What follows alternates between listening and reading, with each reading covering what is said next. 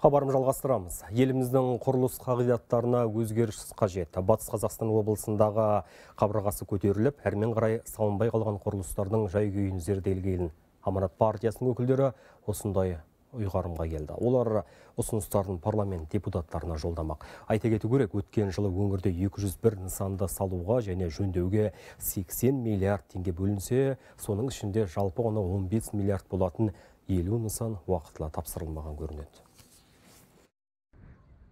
Бәйтерек ауданы Чувашин ауылындағы білім ордасы былтыр шілдеде жөндеуге жабылды. Содан бері оқушылар өзге мекемелерді сағалап жүр. Біз анда акиматта оқимыз, колледжорында оқимыз. Балдар өтіп, шығып, сөйтіп жүреді. Сонда сабақ өтпейді. Әу баста құрылыс 3 ай жарымда бітеді деген жылға жуықтады, мектеп әлі астан кестен. Сылтауда көп, себепте жеткілікті. Қаржы уақытылы бөлінбей, жоба шикі болып шыққан. Мердігер компания кінәлі емес.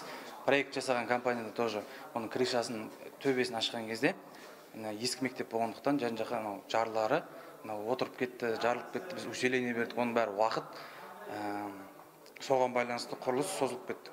Одан кейін ауа райына байланысты қыс кеп қалды. Сонымен тексерулер басталды. Құрылыс басында жүрген мектеп директоры ғана айтуынша, оқитын орын болмаған соң қазірдің өзінде 7 оқушы қалаға ауысып кеткен. Енді 10 шақты бала келсе, орта мектеп 9 жылдыққа айналады. Здесь технадзор должен находиться.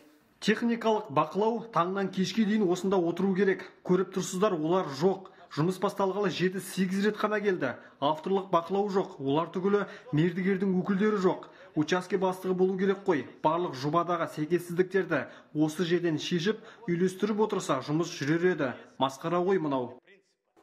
Аудандық білім бөлімі мердігерді сотқа да берген, бірақ онымен мәселе шешілетін түрі жоқ. Бүгінде жаңа нысандарды салумен құрылыс басқармасы, ал күрделі жөндеумен әр сала өзі айналысады. Алдымен осы жауапкершілікті арқалайтын дербес мекеме керек дейді мамандар.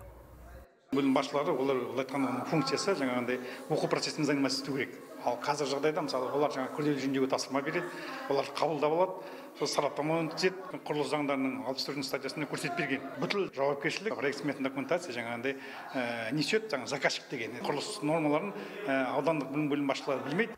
Құрылыс қағидасына сәйкес жобаның қателігі сараптамада түзетіледі, алайда бұрынғыдай мемлекеттік сараптама қазір жоқ. Жеке ұйымдар құжатқа шұқшиып, бас ауыртпайды.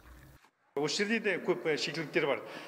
Көп жаңағындай жобалар сметалық құжат құрылыс нормаларына сәйкес емес, өтіп кетеді. Процессе жаңағы мен айтқан мәселе бұл жерде көтеріледі. Бұның бәрі жаңағындай бюджеттен қаражатына тиімсіз игерілу, мақсатсыз жаңағындай пайдалану, тағы да осындай кемшіліктерді әкеліп соқтырып отыр. Мемлекеттік сараптама өтетін болса, бұл кішкене талап күшейеді.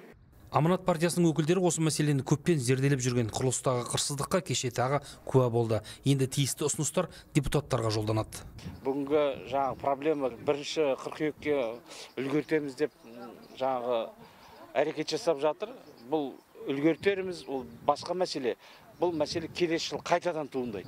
Сондықтан міндетті түрде заңға осындай проблема болмайтындай қылып өзгерістер енгізу керек.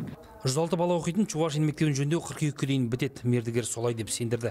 Бірақ тағы бір мәселе, құрылысқа 300 миллион теңге қаралса да, оқу ордасының жиһаздарын, парта тақталарын жаңалауға ақша бөлінбепті. Енді ұстаздар демеуші іздеуге мәжбүр.